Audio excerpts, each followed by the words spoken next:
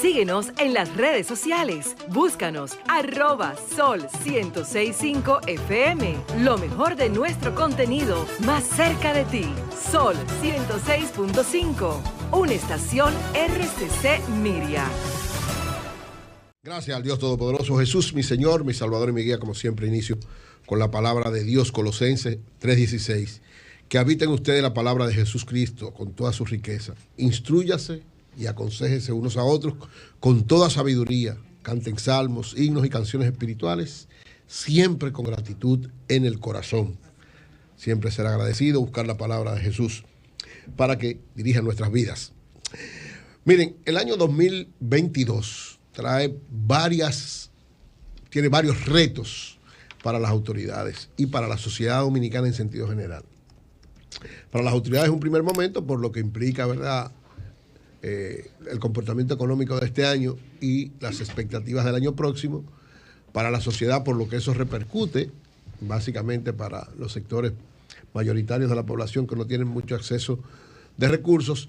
Y en sentido general, yo he estado planteando también que hay un gran reto con el problema educativo. Son dos elementos que van a determinar, a influir y a orientar lo que van a ser las políticas públicas, por lo menos en lo que tiene que ver con el ingreso de la gente y con lo que tiene que ver con la educación de las grandes mayorías en esta nueva realidad que estamos viviendo, que todos sabemos que es una nueva realidad provocada por todos los efectos de la pandemia, que si bien, bueno, ahora estamos viendo un rebrote, estamos viendo una serie de elementos con menos letalidad, pero yo siempre he dicho que las consecuencias económicas van a ser tan fuertes, tan duras, como fueron los efectos de la pandemia en sus momentos más álgidos. ¿Cuáles son esos dos retos y por dónde debe orientarlo el gobierno? Bueno, ahí está la clave. El primer gran reto, desde mi punto de vista, y ya lo han dicho varios economistas en diversas publicaciones y en entrevistas que hemos hecho aquí, el gran reto del gobierno para el 2022 desde el punto de vista económico es el control de la inflación. La inflación va a ser un elemento que va a afectar desde principios de año de manera muy fuerte el desenvolvimiento de la economía y lógicamente eso, dependiendo de cómo sean las políticas económicas, tanto monetarias, básicamente, que el Banco Central trata de controlarlo, pero todo lo que tiene que ver con el proceso productivo, con una serie de elementos que tienen que ver con dinamizar la economía en áreas que no están todavía totalmente dinamizadas y cómo manejar las que sí están funcionando de manera correcta para beneficio de la sociedad. ¿Por qué? Porque lo que se prevé para República Dominicana y para el mundo, pues estamos hablando de República Dominicana, pero hay que decirlo con honestidad, es una situación mundial, pero que tiene efectos muy significativos o va a tener efectos muy significativos. Por varias razones. La primera es, y lo he dicho en varias ocasiones, el hecho de que estamos umbilicalmente ligados a la economía norteamericana y las políticas económicas que están tomando los Estados Unidos es precisamente de también controlar la inflación porque se le ha disparado de manera significativa, limitar una serie de políticas que van a acceso a la población de ingresos, lo cual ha provocado costo del dinero, alza de las tasas de interés en Estados Unidos y eso también se refleja en nuestra economía. Si estamos umbilicalmente ligados y todo lo que sucede allá, si hay crecimiento, aquí hay crecimiento, pero si hay incremento de la inflación, aquí también va a haber un significativo incremento de la inflación. Hay elementos no controlados por nadie que también influyen de manera directa en ese proceso inflacionario, como es el petróleo se ha comportado medio raro, tendencia mínima todavía a subir, pero uno no sabe qué puede pasar a principio de año. La producción mundial está en camino a cada vez acelerarse, lo que provoca o provocaría un incremento en los precios del petróleo. Ese es un elemento que influye mucho en la economía dominicana. Y lógicamente ya vimos el primer paso que dio el Banco Central, acorde a lo que está pasando en los Estados Unidos, es el incremento de las tasas de interés. Ya el dinero no va a ser tan barato, digamos, ¿verdad? Y eso provoca, como muy bien se sabe en el ABC de la economía, cuando usted tiene el dinero más caro, es decir, los intereses son más altos, lo primero es que no hay muchas facilidades de préstamos, por lo menos con tasas buenas, y lo segundo, que se hace más difícil la inversión porque el costo del dinero es mucho mayor. Entonces, esos dos elementos que provocan niveles de inflación, provocan niveles de desempleo y provocan niveles de mayor incremento de la marginalidad de mucha gente que es excluida o va a ser informal. Todos esos retos, toda esta situación son predecibles para por lo menos el primer trimestre del año. Y es una exhortación que le hago a mucha gente: no gasten todo el dinero ahora, traten de economizar, traten de evaluar lo que puedan. Mucha gente no puede, pero sobre todo los sectores medios y a los sectores de menores ingresos que de alguna manera puedan encontrar salidas a situaciones. Hay que pensar que enero, febrero y marzo van a ser 3 meses desde el punto de vista de los ingresos muy complicados y difíciles. Inicio del año, inicio de el pago de las deudas que contrajimos en noviembre, diciembre, en el último trimestre, pero sobre todo proceso inflacionario provocado por políticas nacionales y políticas internacionales que va a tener un margen bastante elevado. Por primera vez en alrededor de casi 20 años, la inflación se acercó a 2 dígitos, está cerca de 2 dígitos, se ha multiplicado prácticamente el doble, 2 veces y medio prácticamente, y esto es una muestra de lo que va a acontecer el año próximo. Así que ese gran reto del gobierno, yo reitero, ojalá que el equipo económico maneje con la mayor eficacia esta situación, porque al final de cuentas nos perjudica a todos. El otro gran elemento que yo he venido hablando, y todos los días trato de alguna manera de orientar en ese sentido, porque es sumamente preocupante, que es el aspecto educativo. La nueva realidad post-pandemia ha implicado grandes retos de adecuación de la nueva forma de enseñanza y de situaciones que ha atraído la pandemia. Por ejemplo, ya vimos en una entrevista que hicimos hace unos días a doña Ligia, de Ligia Amada Melo, que es una especialista en educación, y había salido ya información de una investigación que se hizo, en las escuelas, en las universidades hay una especie de deserción muy significativa. Es decir, muchas personas, por varias razones, muchos estudiantes no están cursando nuevamente sus carreras en las universidades, en todas las universidades, en sentido general, pero básicamente... Pero hay un marco de conocimiento de la deserción prepandemia para hacer comparaciones, sí, o simplemente sabemos la de la pandemia. Porque no, la pandemia ha provocado... Tengo entendido que la anterior también siempre han dado alrededor de un 30%. Sí. Estoy hablando de esto porque se han dado varias situaciones, pero la realidad de la pandemia, unida a varias cosas que vienen arrastrándose hace tiempo, ha provocado, en el caso específico de lo que tiene que ver con las universidades, yo hablaba ayer de lo que era la educación preuniversitaria, a propósito de una serie de artículos que está sacando la periodista Diana Rodríguez del Caribe.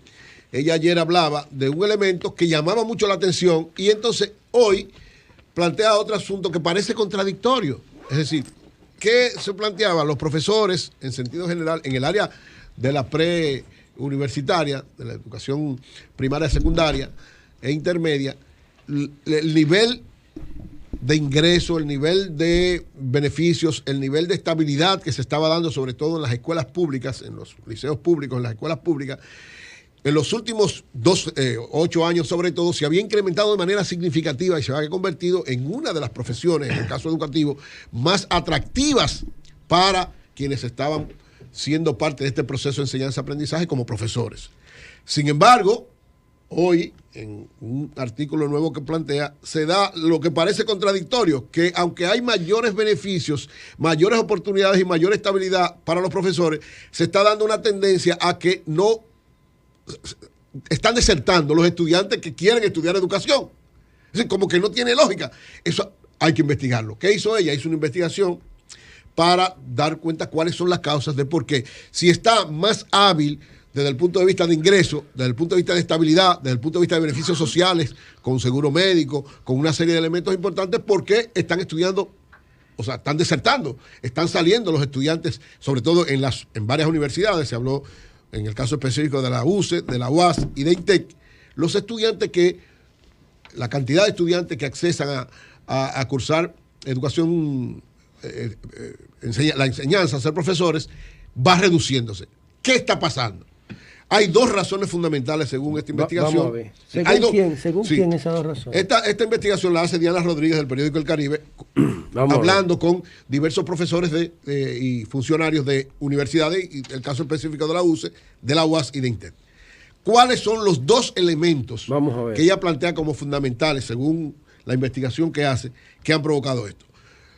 Lo primero es que en los últimos tiempos se dio una nueva normativa para la formación docente de calidad, que es la 0915, doña Ligia hablaba de eso, que aumenta lo que son las normas, lo que son, en el caso específico, evaluaciones, test y un examen de ingreso después que se gradúan para terminar la carrera y para entrar a ser personal docente. O sea, ella no me evalúa estudiantes de educación. Sí, solo de educación. Solo de educación. Nada, sí, esto es educación.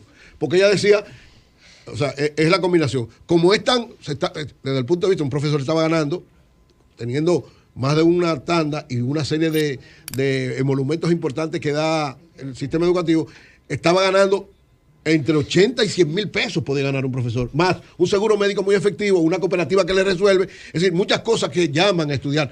Muchos estudiantes iban por eso, pero... Estímulos. Es decir, ahora lo que ha pasado es que los estudiantes están saliendo de estudiar educación. Entonces, dos situaciones. La primera, es muy fuerte, parece, porque según establece esta investigación, y ya lo vimos es lo que hemos estado hablando del concurso docente, parece que han traído de otras realidades el criterio para evaluar a los estudiantes. Y la mayoría se están quemando. ¿Y el contenido lo variaron? Lo variaron totalmente, absolutamente. Con esta nueva norma, es lo que pasó en el concurso docente que pasó. Fue por un problema también. ¿Podemos conseguir ese contenido para ver? Hay que tratar contenido. Hay dos cosas que juegan, el contenido y el problema digital. Son las dos cosas. Porque es un filtro, lo que han puesto es un filtro. Sí. Es decir, para que se queden los que tienen vocación de verdad y se vayan los que iban buscando los cuartos. No, lo que pasa es cuando tú tienes más de un 70% de quemado, el problema es el filtro. Sí, había 80,000 y hay buscando cuartos, buscando el paquete. Y hay 15,000 plazas. Sí, pero cuando tú llamando, mira que me cuando tú tienes 600 estudiantes y solo te quedan 75, no es el filtro. ¿Y qué? No, es que si lo que tú necesitas son... Busca el peso, vamos a ver el peso. Mire, señora, aquí lo que pasa es lo siguiente. La norma que se ha planteado, lo pasó con la gente sabe leer y escribir, pero ni lee ni escribe. Según las estadísticas que presentaron aquí, además, lo común es que se quemen muchos. No, oye, la gente sabe leer y escribir, pero no hace nada. ¿Y por qué no le preguntan a los estudiantes que se fueron? Déjame decirte, los estudiantes también están siendo evaluados. Ellos dicen, oigan, lo que pasa es que la norma, dos cosas, como la nueva realidad docente que lo ha sacado de las aulas, están haciendo todo vía digital, eso le está complicando el aprender de verdad. ¿Por qué? Eso, si así mismo es, esa es la realidad. O sea, la realidad es esa. Por eso es que recuérdate, Eury, con todo respeto a tus comentarios, que me gustaría, y creo que voy a montar un comentario sobre ese tema. Recuérdate que nosotros venimos de la cultura del profesor que se engancha a través del sindicato a profesor, igual que el policía.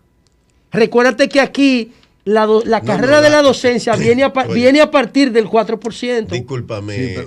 La carrera financiada por el Estado de la educación. ¿Qué es lo correcto? El profesor se enganchaba, Eric, tú lo sabes. Quienes educaron a ti era una élite. Quienes nos educaron a nosotros era una élite. Era una élite. Y era una élite intelectual, de gente que estudiaba. La excepción confirma las reglas. Yo reitero que puede salirlo a buscar. Yo reitero que esto es un reto del gobierno y de la sociedad. Lo reitero. Es decir, aquí están causas que están evaluadas en función de hablar con los docentes, con los que dan esa carrera y con lo que ha pasado. Es decir, cuando usted tiene un nivel de deserción en función de la evaluación que pasa del 70%, el problema es cómo usted está evaluando a la gente. No es la evaluación. Nadie, o sea, teníamos una gran cantidad de profesores que estaban en una realidad diferente. ¿Qué es lo que hay que hacer? Adecuar. Por eso yo digo, este concurso docente tiene que adecuarse a esta nueva realidad. Pero esto de la deserción de gente que quiera enseñar también tiene que ser evaluada con un criterio amplio. ¿Para qué? Para que evitemos esa deserción. Porque en la medida en que nosotros vamos a ser más efectivos en el sistema de enseñanza-aprendizaje de la República Dominicana, es en la medida que nuestros profesores estén mejor preparados, pero que más gente quiera estudiar educación y pueda tener acceso para ser preparados de manera correcta. Si no se va en esa orientación, caeremos en una crisis grave que va a provocar serios problemas al desarrollo social, político y económico de la República Dominicana. Cambio fuera.